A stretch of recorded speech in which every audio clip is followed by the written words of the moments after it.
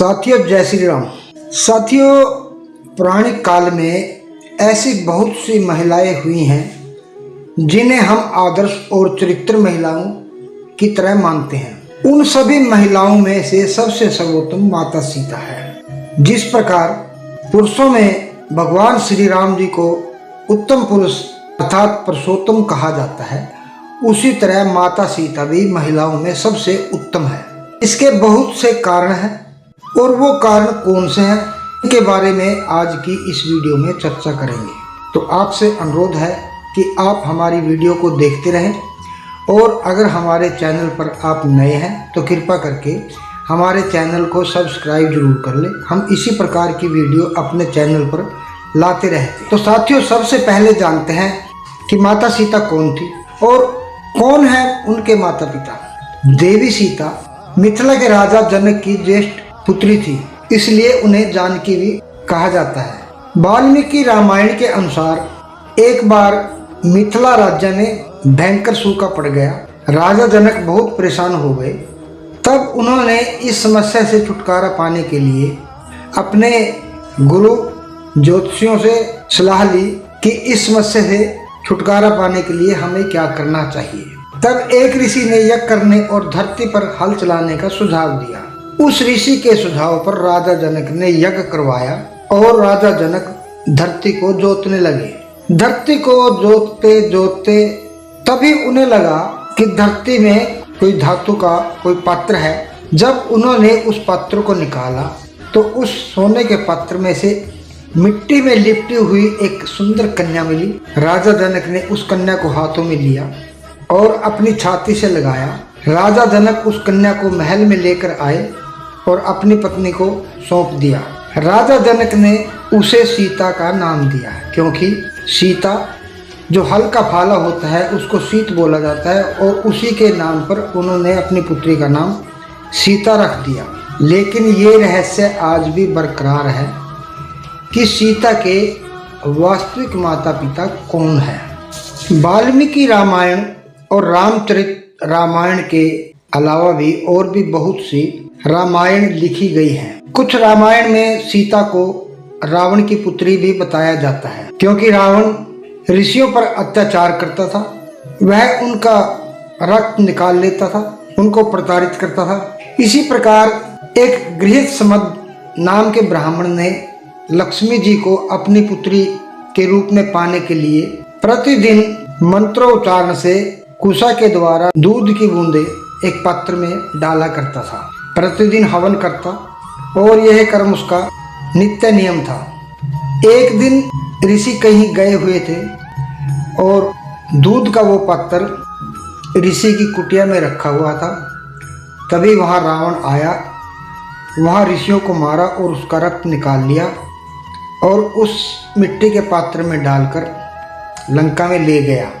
उसने वह पात्र अपनी पत्नी मंदोदरी को दिया और कहा कि इसे छुपा कर रख दो, ये बहुत ही तीक्ष्ण जहर है। और रावण युद्ध लड़ने के लिए कहीं और चला गया। रावण के क्रियाकलापों से दुखी होकर मंदोदरी ने सोचा कि मेरा यह जीवन बेकार है, मैं इस जहर को पीकर अपना जीवन ही समाप्त किए देती हूँ। और मंदोदरी ने वो रावण के द्वारा दिया हुआ बर्तन में जो ऋषियों का रक्त था उसको पी लिया, क्योंकि उस पात्र में ऋषियों का तपोबल था, जिसके प्रभाव से मंदोदरी गर्भवती हो गई। अब रावण वहाँ नहीं था। लोक लाज के भय से मंदोदरी ने इस राज को छुपाया और समय आने पर एक पुत्री का जन्म हुआ, जिसने भारत में मिथिला नगरी के पास उस लड़की को सोने के पात्र में रखकर वहाँ पर दफना दिया। इस प्रकार जब राजा जनक ने खेत की जुताई की तब वो पत्थर निकला और इस प्रकार माता सीता उन्हें मिली। लेकिन इस बात का कोई प्रमाण न वाल्मीकि रामायण में मिलता है और न तुलसीदास जी की रामायण में मिलता है। यह एक रहस्य ही है। देखिए, एक ऐसी महिला जिसके माता पिता का कुछ भी पता नहीं, कितनी सहनशीलता से जनक के महलों में पली बड़ी। हमारे देश में भी ऐसी कई बालिकाएं हैं जिनके माता पिता अपनी बच्ची को अनाथ आश्रम में, अस्पताल में या कूड़े के ढेर पर डाल देते हैं। ऐसी बच्चियों को अनाथ आश्रम में जगह मिलती है या भाग्यवश वे किसी अच्छे घर की बेटी बन जाती है। लेकिन सैकड़ों ऐसी भी हैं जो सड़क पर अकेली ही भटक रही है। उन सभी महिलाओं को माता सीता की ओर देखना चाहिए, उनसे सीख लेनी चाहिए और हौसला रखना चाहिए। कुछ विद्वान पुरुष माता सीता को महालक्ष्मी का अवतार मानते हैं, क्योंकि श्री रामचंद्र जी भगवान विष्णु के अवतार थे और माँ लक्ष्मी भगवान श्री हरि की भार्या है। तो उन्होंने भी रावण का सर्वनाश करने के लिए सीता के रूप में अवतार धारण किया। कुछ विद्वानों का मत है कि सीता पिछले जन्म में वेदवती नाम की देवकन्या थी, जिस पर रावण ने कुदृष्टि डाली। तो वेदवती ने हवन के अग्निकुंड में छलांग लगाकर अपनी जान दे दी और जाते जाते ये श्राप भी दिया, कहा कि रावण, मैं तेरा सर्वनाश करने के लिए फिर आऊंगी और तेरे कुल का सर्वनाश करूंगी। बहुत से विद्वान माता सीता को वेदवती का भी अवतार मानते हैं। माता सीता का विवाह श्री रामचंद्र जी के साथ हुआ। उनके विवाह की भी एक बड़ा ही रोचक प्रसंग है। राजा जनक के यहाँ भगवान परशुराम ने शिव का धनुष रखा हुआ था। उस धनुष को भगवान शिव, भगवान विष्णु और परशुराम के अतिरिक्त कोई नहीं उठा सकता था। लेकिन जब माता सीता बाल्यावस्था में थी, उन्होंने उस धनुष को बड़े ही सहज से उठा लिया और ये घटना उनके पिता राजा जनक ने देख ली। वो आश्चर्यचकित रह गए और सोचने लगे मन ही मन में कि ये बालिका कोई साधारण बालिका नहीं है, जिन्होंने शिव के धनुष को उठा लिया। और उन्होंने मन में प्रण किया कि मैं इस बालिका का विवाह उसी के साथ करूंगा जो इस धनुष को उठाकर इसकी प्रत्यंचा चढ़ा देगा। बहुत से राजाओं महाराजाओं ने जोर आजमाइश की, लेकिन उस धनुष को कोई भी टस से मस ना कर सका। वाल्मीकि रामायण के अनुसार जब राम और लक्ष्मण महर्षि विश्वामित्र के साथ ताड़का का वध करके मिथिला की नगरी में आए, क्योंकि वहां पर महाराज जनक ने एक यज्ञ का आयोजन किया हुआ था, तो विश्वामित्र उस यज्ञ को दिखाने के लिए राम और लक्ष्मण को मिथिला नगरी में लेकर आए। तो ऋषि विश्वामित्र ने राम और लक्ष्मण को उस धनुष के बारे में बताया। तो श्री राम ने भी उस धनुष को देखने की जिज्ञासा प्रकट की। जब श्री राम जी ने उस धनुष को देखा तो उन्होंने उस धनुष को झट से उठाया और प्रत्यंचा चढ़ाने लगे, जिससे वो बीच में से दो टुकड़े हो गया। महाराज जनक ने सीता का विवाह श्री रामचंद्र जी के साथ कर दिया। ये वाल्मीकि रामायण में बताया गया है। वाल्मीकि रामायण में सीता स्वयंवर का कोई प्रसंग नहीं आता, लेकिन तुलसीदास की रामायण में सीता स्वयंवर के बारे में बताया गया है। माता सीता पतिव्रता स्त्रियों के लिए एक आदर्श है। जब श्री राम जी को पिता की आज्ञा से 14 साल के लिए वन में जाना पड़ा, तब माता सीता ने भी उनके साथ सारे महलों के सुख धन वैभव छोड़कर हर प्रकार की सुविधा का त्याग करके अपने पति के साथ रहना मंजूर किया और अपना पतिव्रत धर्म निभाया, क्योंकि उन्होंने 7 वचन पढ़े थे और वो उन 7 वचनों का पालन करना अपना फर्ज मानती थी। जंगलों में रहना बहुत कठिन था, लेकिन फिर भी माता सीता ने श्री राम जी के साथ ही सब कुछ त्याग कर रहना स्वीकार किया। निश्चित है कि पति को भी अपनी पत्नी के हर कदम पर साथ देना जरूरी है, लेकिन उसी तरह पत्नी का भी उसके हर सुख में हर दुख में साथ देना जरूरी है। यदि कोई महिला अपने पति के दुख में दुखी नहीं होती और सुख में सुखी नहीं होती, उसको सोचना चाहिए कि वो क्या है। आदर्श और उत्तम दाम्पत्य जीवन शिव पार्वती और राम सीता की तरह ही हो सकता है। माता सीता महलों में जरूर पली बड़ी थी, लेकिन वो एक सफल गृहिणी भी थी। वो सब कुछ सारे कामकाज भी करना जानती थी, लेकिन उसके साथ साथ वो प्रभु श्री राम जी के हर कार्य में भी हाथ बटाती थी। राजनीति में भी कुशल प्रवीण थी। श्री राम जी जहाँ रुकते थे वहाँ वे 3 लोगों के रहने के लिए एक कुटिया बनाते, खुद के कपड़े बनाते, जलाने के लिए लकड़ियाँ इकट्ठी करते और खाने के लिए कंद मूल फल तोड़ते थे। उन सभी कार्यों में माता सीता बराबर का साथ देती थी। माता सीता सहनशीलता, धैर्य और साहस की मूर्ति थी। जब माता सीता का रावण ने अपहरण कर लिया और उन्हें अशोक वाटिका में रखा, तब इस कठिन परिस्थिति में उन्होंने शील, सहनशीलता, साहस और धर्म का पालन किया।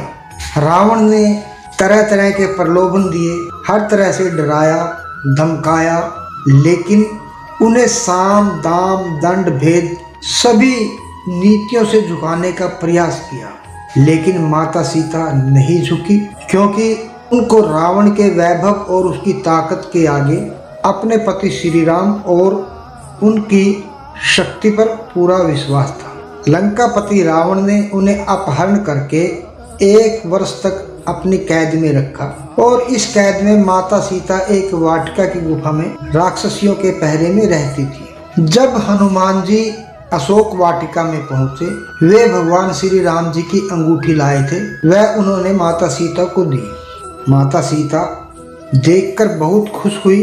उन्होंने अपने कष्ट को व्यक्त किया और आशंका और निराशा भी जताई कि इतना विलंब कैसे हो गया, कहीं मेरे स्वामी मुझको भूल तो नहीं गए, क्या उनको मुझ पर दया नहीं आई।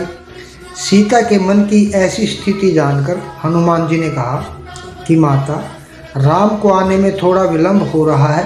यदि आपको लग रहा है कि वे समुद्र पार कर पाएंगे या नहीं, तो मैं आज ही आपको लेकर श्री राम जी के पास चलता हूँ। हनुमान जी को अपनी शक्ति पर पूरा भरोसा था। उन्होंने अपना परिचय दिया, अपना वास्तविक रूप दिखाया। सीता हनुमान जी की शक्ति को देखकर आश्वस्त हो गई और समझ गई कि वह वानर तत्क्षण ही मुझे राम जी के पास ले जा सकता है। इसके बाद भी माता सीता ने राम के प्रति मेरा जो समर्पण है, जो संपूर्ण त्याग है, मेरा पतिव्रता का धर्म है, उसको ध्यान में रखकर मैं राम के अतिरिक्त किसी अन्य का स्पर्श नहीं कर सकती। अब राम यहाँ आए, रावण का वध करे, जो उसके लोग हैं उनको मारे और मुझे लेकर जाए। राम जी ही मुझे मर्यादा, मान सम्मान के साथ लेकर जाए, यही उचित होगा। माता सीता ने लंका में तरह तरह के अत्याचारों का सामना करना पड़ा। माता सीता को राम और लक्ष्मण के शीश दिखाए गए, लेकिन अपने अडिग विश्वास के कारण माता सीता ने अपना धैर्य को नहीं खोया, अपना साहस बनाए रखा। इसी प्रकार युद्ध में मेघनाथ ने माया से माता सीता की तरह एक रचना बनाई और अपने रथ पर बिठाकर उसका शीश धड़ से अलग कर दिया, जिससे वानरों में निराशा फैल गई और भगवान श्री राम भी देखकर अचेत हो गए, क्योंकि वो भगवान थे, वो नर लीला रचा रहे थे। वैसे सब कुछ जानते थे, लेकिन उन्होंने नर के रूप में थे, वो नर लीला रचाई हुई थी, वो अचेत हो गए।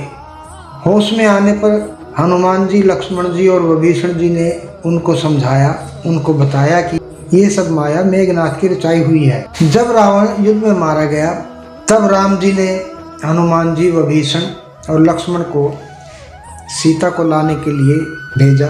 वे सीता माता को लेकर आए तो श्री राम जी ने माता सीता को अग्नि परीक्षा देने के लिए कहा, क्योंकि वो जानते थे कि समाज में लोग माता सीता पर उंगली उठाएंगे। इसलिए उन्होंने माता सीता को अग्नि परीक्षा देने के लिए कहा। माता सीता ने अग्नि परीक्षा दी और अग्नि परीक्षा से वो निष्पाप होकर निकली। उनको अग्निदेव ने गोद में उठाकर अपनी बेटी की तरह लेकर आए और श्री राम जी को कहा कि प्रभु, ये निष्पाप है, निष्कपट है, इसमें कोई दोष नहीं, सीता बिल्कुल पवित्र है। जब श्री राम जी वनवास से वापस अयोध्या आए, उनके राज्याभिषेक के कुछ समय बाद मंत्रियों ने और उनके गुप्तचरों ने बताया कि प्रजाजन सीता के पवित्रता के विषय में संदिग्ध है। अतः सीता और राम को लेकर अनेक मनमानी बातें बनाई जा रही है। उस वक्त माता सीता गर्भवती थी। राम ने लक्ष्मण से कहा कि वे सीता को तपोवन में छोड़ आए। हालांकि कुछ जगह उल्लेख है कि श्री राम का सम्मान उनकी प्रजा के बीच बना रहे, इसलिए उन्होंने अयोध्या का महल छोड़ दिया और वन में जाकर वे वाल्मीकि आश्रम में रहने लगी। वाल्मीकि आश्रम में सीता ने लव और कुश नामक 2 जुड़वा बच्चों को जन्म दिया। माता सीता अपने पुत्रों के साथ वाल्मीकि आश्रम में रहती थी। एक बार की बात है कि भगवान राम ने अश्वमेध यज्ञ का आयोजन किया। उस यज्ञ में वाल्मीकि जी ने लव और कुश को रामायण सुनाने के लिए भेजा। राम ने दोनों कुमारों से यह चरित्र सुना। कहते हैं कि प्रतिदिन वे दोनों 20 सर्ग सुनाते थे। उत्तरकांड तक पहुंचने पर राम ने जाना कि वे दोनों राम के ही बालक हैं। तब राम ने सीता को कहलवाया, यदि वे निष्पाप है तो यहाँ सभा में आकर अपनी पवित्रता प्रकट करें। वाल्मीकि सीता को लेकर सभा में गए। वहाँ सभा में वशिष्ठ ऋषि भी थे। वशिष्ठ ने कहा कि हे राम, मैं वरुण का 10वां पुत्र हूँ। मैंने जीवन में कभी झूठ नहीं बोला। ये दोनों तुम्हारे ही पुत्र हैं। यदि मैंने झूठ बोला हो तो मेरी तपस्या का फल मुझे ना मिले। मैंने दिव्य दृष्टि से उसकी पतिव्रता देख ली है। सीता माता हाथ जोड़कर नीचे मुख करके बोली, हे धरती माँ, यदि मैं पवित्र हूँ तो धरती फट जाए और मैं उसमें समा जाऊँ। जब सीता ने यह कहा तब नागों पर रखा एक सिंहासन पृथ्वी फाड़कर बाहर निकला। सिंहासन पर पृथ्वी देवी बैठी थी। उन्होंने सीता को गोद में बिठा लिया। सीता के बैठते ही वह सिंहासन धरती में धंसने लगा और सीता माता धरती में समा गई।